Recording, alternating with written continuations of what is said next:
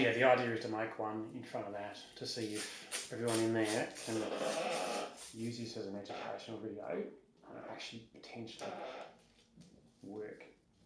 It's a good idea, Dan. Double-sided Velcro. You know how to make these anyway, do you? Yeah, Yes. Well, I don't. Yes and no. Yes and no. I haven't. I've seen you do it before. Yeah. I've seen you do it before. So double-sided Velcro, and then usually what I do actually as well is cut up some padding to put underneath that because it'll dig in and down. So put a little bit of a liner underneath the double-sided Velcro around the wrist. Which you just feed the double-sided Velcro through. Yep. I'll do it close up to the camera, but that will stick to that, which sticks to that. And then makes it a lot more comfortable. Yeah, it is. Yeah, because there'll be the pull that way, so it won't cut into your skin there. Cool. And then for a radial nerve splint, we obviously want the forefingers and the thumb. So we'll cut a bit more of this stuff. And then, for the purposes of the video, this is the neoprene from Lincron, where you buy it in a large roll, just like comes in this funny shade. But I suppose Lincron probably don't supply to all of Australia, so there is, I think some of the other suppliers do have a similar product. In bulk. Yeah, in bulk, yeah. What I'm trying to do is create a fan-like shape so that the pull of the extensor tendons is somewhat mimicking what they actually do, and then I'll cut the strip for each finger off of that. You can obviously make this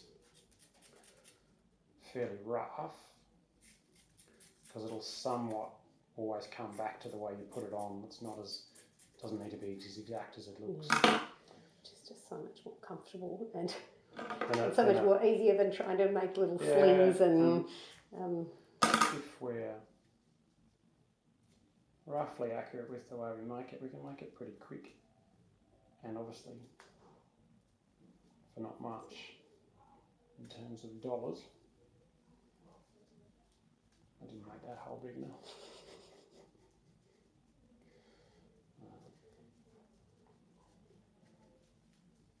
Also cautious that the battery on the video might actually run out. Well, at least we've got one sling on. Yeah, we'll get it covered. Two, and all I'm doing is feeding that back on itself and then pulling it through. Do many of these? Yeah. I reckon I probably use the idea more often, as in the finger loops for flexion wraps,